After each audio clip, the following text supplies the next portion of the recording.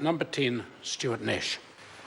To the Minister of Land Information, has she received information from the Overseas Investment Office which confirms the statement of the Minister of Economic Development that, and I quote, "We have not been as effective as other countries in ensuring that overseas investment into New Zealand has provided the additional benefits," end quote. The Honourable Louise Upston. I agree with the Minister of Economic Development's statement that there has been lower overseas investment than comparable countries, and there will be many things that we can learn from how those countries are attracting overseas investment. However, any application for sensitive land that comes through the Overseas Investment Office must provide examples of substantial and identifiable benefits to New Zealand. The Overseas Investment Act strikes an important balance between ensuring sensitive New Zealand assets are adequately protected while facilitating foreign investment that provides benefits to New Zealand.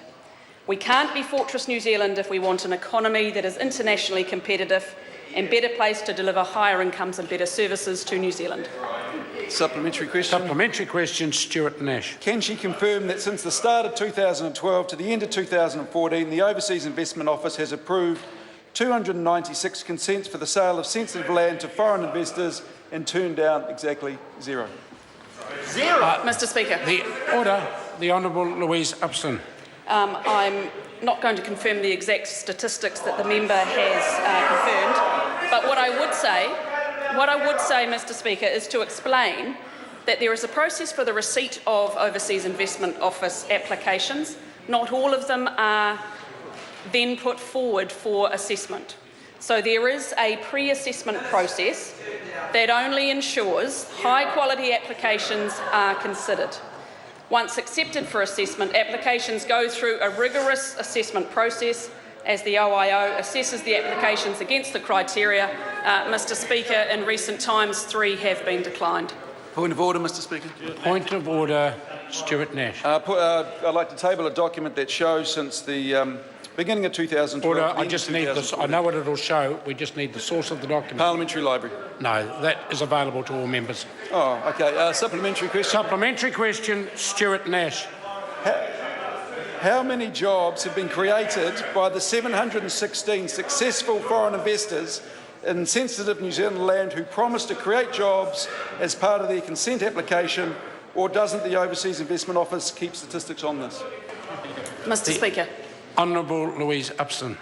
Mr. Speaker, each individual application is considered according to the criteria that is set out in the Overseas Investment Act.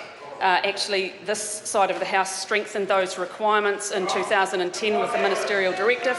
In addition to that, in 2012, the High Court counterfactual test ensured that New Zealand receives benefits. Point of order. I think you probably know what it is. It's a very clear question. How many jobs have... And I think the way forward is for the question to be repeated for the benefit of the Minister. Sure.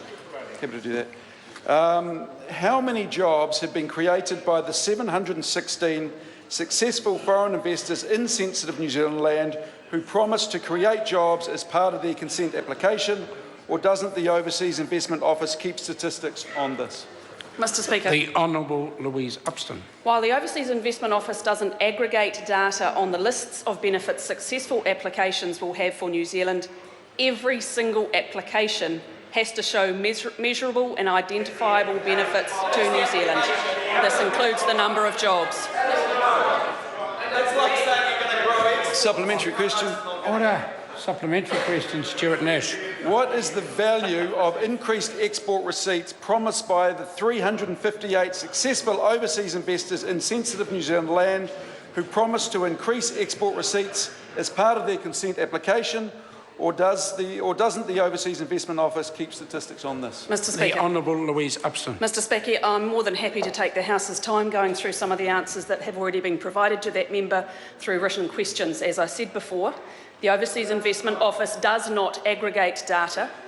There is an assessment on every individual application to make sure that any approvals provide benefits, whether it's export or jobs, to New Zealand. Supplementary. Why not? Order. Why not? Order. Supplementary question, Stuart Nash. In light of those answers, why does this government not think that is important or seem to care about the value or not created by the sale of New Zealand farmland to foreign investors? The Mr. Speaker. Honourable Louise Upston. Mr. Speaker, I did make it very clear in my opening answer to the first question. There is a high test, and we have also said that in the ministerial directive letter, we put tougher measures in place. There's an important balance here that this government is very conscious about. Foreign investment is vital to New Zealand, as Minister Joyce pointed out in his earlier answer today, but equally, in terms of any approvals of any sensitive assets, including land, New Zealanders want us to make sure that there is substantial and identifiable benefits for them. Order. Order. Question.